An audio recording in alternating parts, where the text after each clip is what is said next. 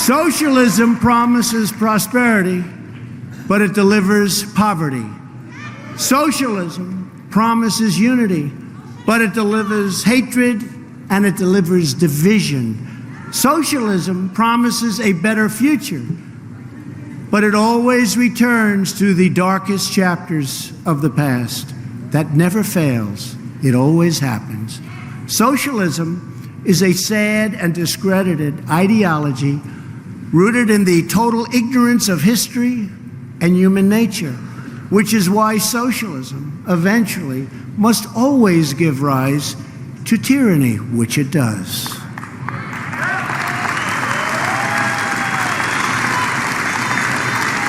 Socialists profess a love of diversity, but they always insist on absolute conformity. We know that socialism is not about justice. It's not about equality. It's not about lifting up the poor. Socialism is about one thing only: power for the ruling class.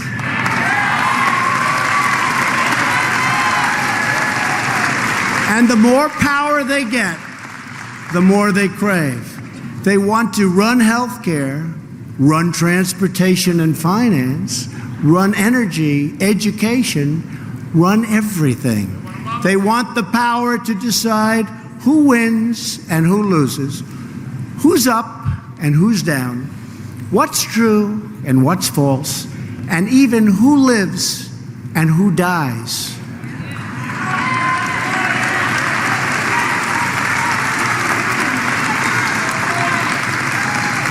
In short, all of us here today know that there is nothing less democratic than socialism.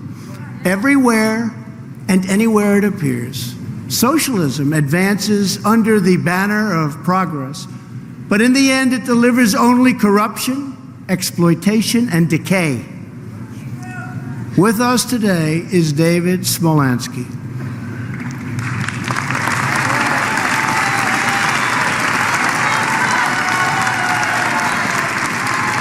David was one of the youngest mayors in Venezuelan history when the Maduro regime removed him from office and issued a warrant for his arrest.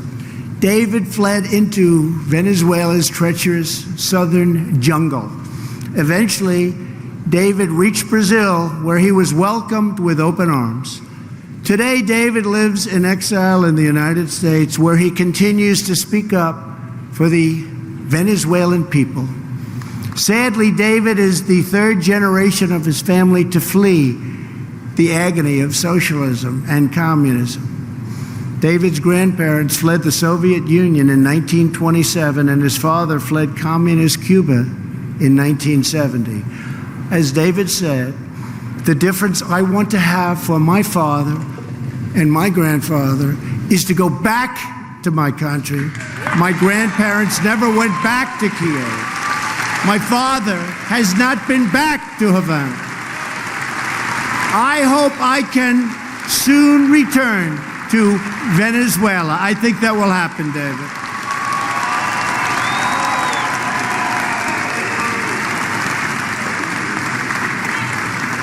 Thank you very much, David. I think it'll soon happen.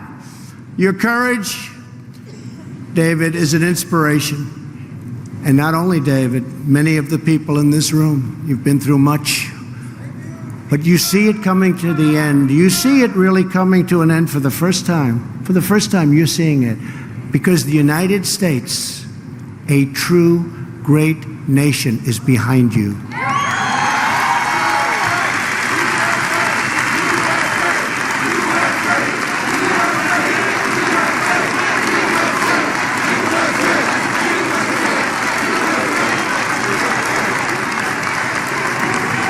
And so as the United States stands up for democracy in Venezuela, we reaffirm the solidarity with the long-suffering people of Cuba and Nicaragua and people everywhere living under socialist and communist regimes.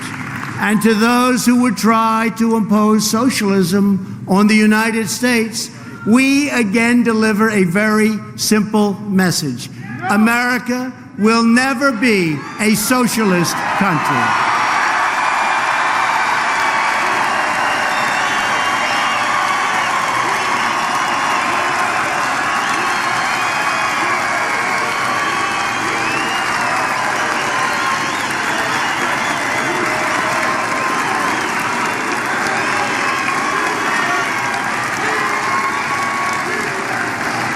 We are born free, and we will stay free now and forever.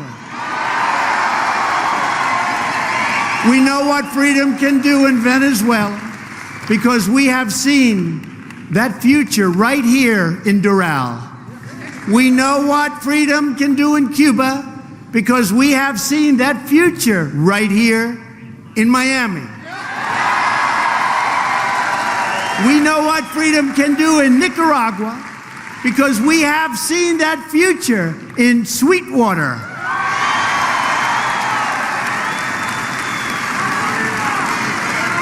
And one day soon, with God's help, we are going to see what the people will do in Caracas and Managua and Havana.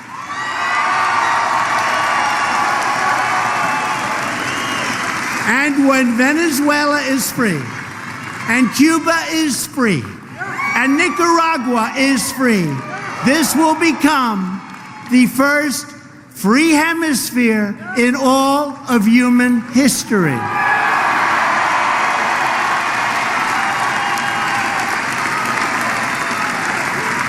It was my great honor to be with you today, and the First Lady's great honor to be with you today.